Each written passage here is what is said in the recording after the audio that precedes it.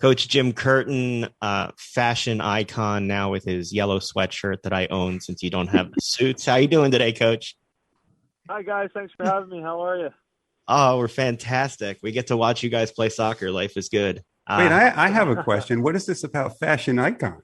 So I don't know if you saw, Coach doesn't wear the suit as much anymore. Right. And although it's a great look for him, I wouldn't go out and buy the suit. So when he throws on the yellow hoodie with the great new colors, that was something that I could buy. So I made sure to go on the website and buy it before they sold out. So I was, letting you know that he's influencing my wardrobe. So Jim, do you get a cut of that? It was not Bill Belichick. It was not Bill Belichick inspired. I'll just say that with the hoodie. So it was just. I used to wear the suit every day, to games, and it really started when I was the interim coach and I wore a suit the first game. You kind of have a moment where you got to decide, am I going to go formal here, or am I going to go laid back? As the interim coach, 7-8 years ago, I went with the suit, and we won the first game, so I never wanted to change and have the players think, oh, he's not taking this game as serious because he's not wearing the suit. So I guess with a little twist of fate with COVID coming and the games not being in stadiums with fans, I became a little more relaxed, I guess, in the way I dressed. And to be honest, between me and you guys, I found it a lot more comfortable and not to pick out a tie combination with the jacket. And we're spending lots of money on suits and dry cleaning and all that stuff. So this suits me better. And, also I get to spend money on things that I actually like and want, like sneakers rather than suit and tie. That's the quick version. So now that so I wanted to get the gray sweatshirt that you were wearing before, but they didn't have that in the store. Now you know that Jason's actually buying the clothes. Do you get a cut of this, or are you now going to go back to the union and tell them that you want a cut of what you're selling? No, anything to help sell the merchandise is fine by me. It's pretty funny. The gold one, I didn't think much of it when I wore it in Atlanta, but they told me it did sell out quickly, and then I wore the light blue on the next game, and that was gone. So I guess it's helping something, and people are enjoying them. They're actually quite comfortable, too. They're really soft material, so I guess that's another endorsement for them. They're nice. It's a great sweatshirt. I ordered it during the game, otherwise I'd have missed my chance. So now you're getting to show off your new fashion style in front of a bunch of fans. What is it like for you, and how excited are you that you get to have all of these fans back in the stadium and get that home field advantage again? Look, we all love sports, whatever your favorite sport is, and no sport's the same without the fans in the stadium. It's just the reality of things. I think we've made the most of it during this tough time, and sports have brought people together in so many different ways, but gosh, to have we've only had 5,000 to 6,000 fans in our stadium, but it feels nice and loud, and it feels full. So you're seeing more and more now. The stadiums start to look and open back up fully, which obviously makes it more difficult on the road, but it also it makes it that much more enjoyable when you do win and you make 50,000 people in Atlanta go quiet. That's kind of what we all love to do with our job, and the fans are the lifeblood of our sport. We have great fans in Philadelphia, but throughout the league, soccer fans are very passionate, and it's great to have them back in the stadiums and hear the noise and get heckled and all those little things that make the game that we all love so special. You've had a pretty crazy start to the season, 7 games in just the past 4 weeks, MLS games, CCL games. How tough has that schedule been, and how big is this week off for your players as you prepare for DC United this weekend? Yeah, the week off is much needed, and the guys got some rest, which was important. But with the pandemic and the one positive maybe that's come out of it is the charter flights that we've been getting. It gets us around the country and in and out on the same day, and allows us to recover. But we've logged a lot of miles. Obviously, going to Costa Rica was difficult. Down to Atlanta for Champions League. Columbus, difficult game. We've had some of the top teams in the Eastern Conference have come through.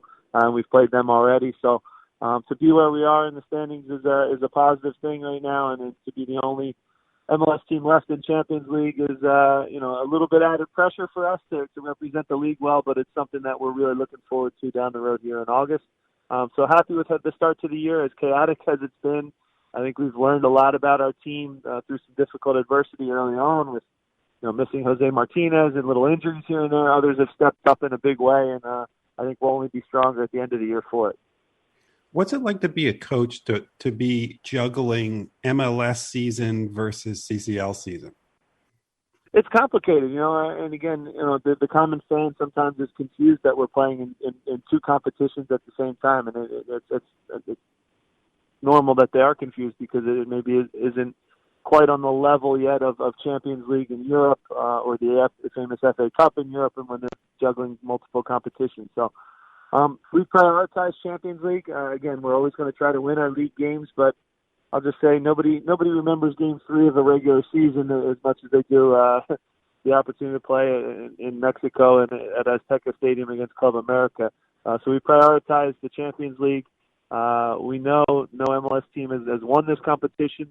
We're into the semifinals, and as crazy as it sounds, I think our fans and our players, I want them to dream about the opportunity. For those that don't know, if we do advance in this competition, we'll play the winner of the Champions League. So you could see Manchester City coming to Subaru Park and playing us in a game, which would be incredible. You could have a team like from South America, like Boca Juniors, or a team from Asia that we play against. So you move on if you win the CONCACAF Champions League to play in what's called the Club World Cup, and it's six of the best teams in the world, the champions from every continent. So that's our goal.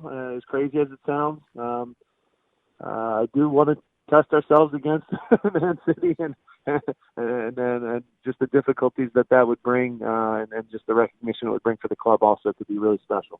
Look, it sounds less crazy after the way that you guys have played in this tournament so far. You're the last MLS team standing with 3 Liga teams. How big is this experience going to be? I mean, you've got so much youth and change on this roster. Here they are. They're going to go into Estadio Azteca against Club America in August before they'll then come here in September. How's that going to be for just the growth of your team, the experience that they get to have playing this level of soccer? It's an incredible experience. It's invaluable because when you go to, obviously Costa Rica was a tough experience for the guys. It's so many 16, 17, 18-year-old kids that got to do that for the first time. Azteca will be a whole level up, though. For those that don't know, their stadium's at 7,000 feet altitude above sea level, so you well over a mile. You can't breathe when you go there. It's usually 80 to 90 degrees. The air quality there, I'll just say, is very difficult as well. It's a real challenge. I've played there, and I've played in games there, and I'll just say that the night before in your hotel room, you can expect the fire alarm to be pulled 3 or 4 times during the night, and the hotel has to be evacuated. So there's a lot of gamesmanship that goes on down there because they have such great, passionate fans.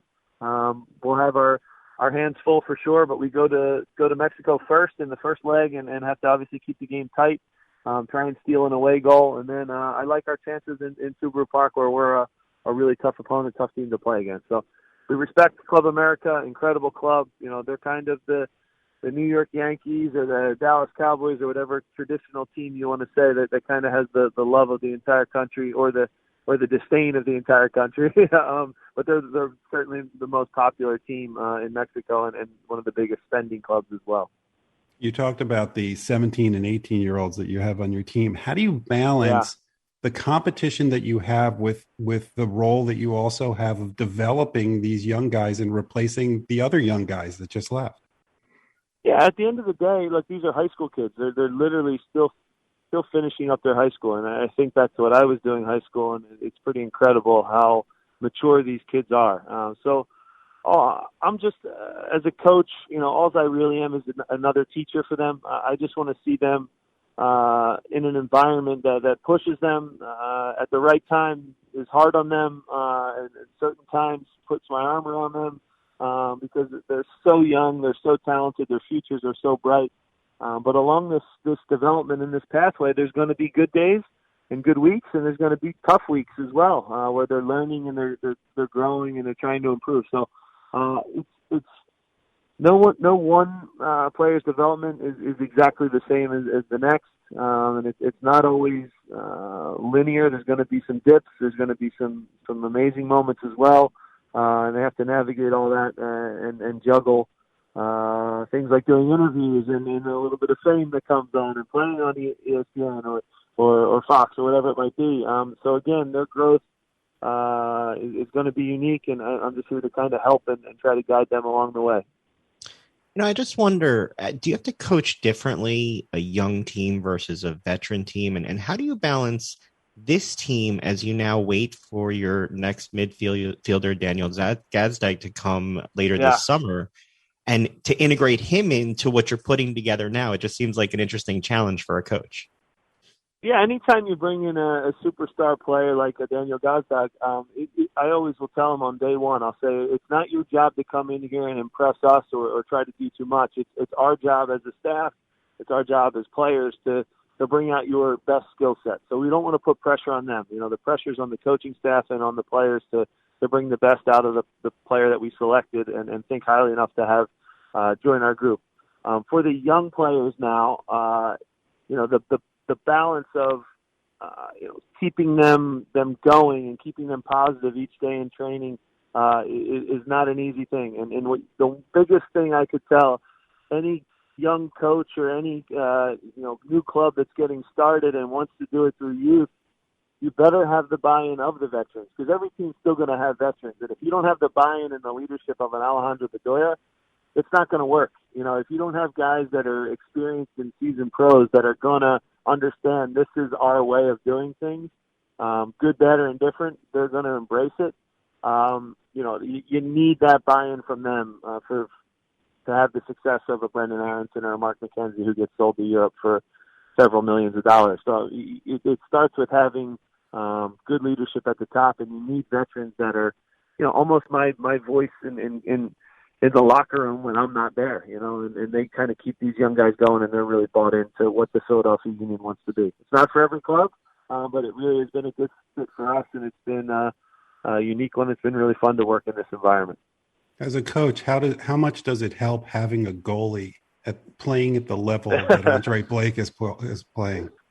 Also helps quite a bit. I say it all the time. The goalkeeper position in our sport is so underappreciated and undervalued. I can't even think of the last time. It's probably never happened. Maybe Tim Howard was the last time, but where a club actively went out and said, you know what, we're going to pay a couple $1 million to bring in a goalkeeper. Everybody spends on attackers. Everybody spends on, the flashy guys that maybe sell jerseys. But goalkeepers in this league, and Andre is the example of it, are worth, 12 to 18 points a season. And when you look at 12 or 18 points in our table, that's the difference between out of the playoffs or winning the Supporters Shield last year. So it's incredibly valuable. Selfishly, Andre lets me sleep easy at night because I don't have to worry too much about the defensive side of the ball, because even if we make mistakes, he's going to be there to bail us out with big saves that win us games. So, we're very fortunate here in Philadelphia to have Andre Blake, who is a legend of the club, and I hope he stays here long-term for the rest of his career. All right. I got to ask this one question. You had a press conference after one of the Atlanta games. We can't repeat what you said. Who was the first relative you heard from? In a funny way. So again, I never condone foul language, and I consider myself a role model for others, and it takes a lot to get me upset, and that I got a little too upset that night. But at the same time, it was heat of the moment. Both legs versus Atlanta were very hard fought. They're a great team. I respect their coach a ton. I thought so highly of him as a player and still do. And I know he's a tremendous coach. But, there was a disagreement on shaking hands or not shaking hands after the match. And I tend to believe that we both do everything we can for 90 minutes, but after the game, when the final whistle blows, you still say, good game.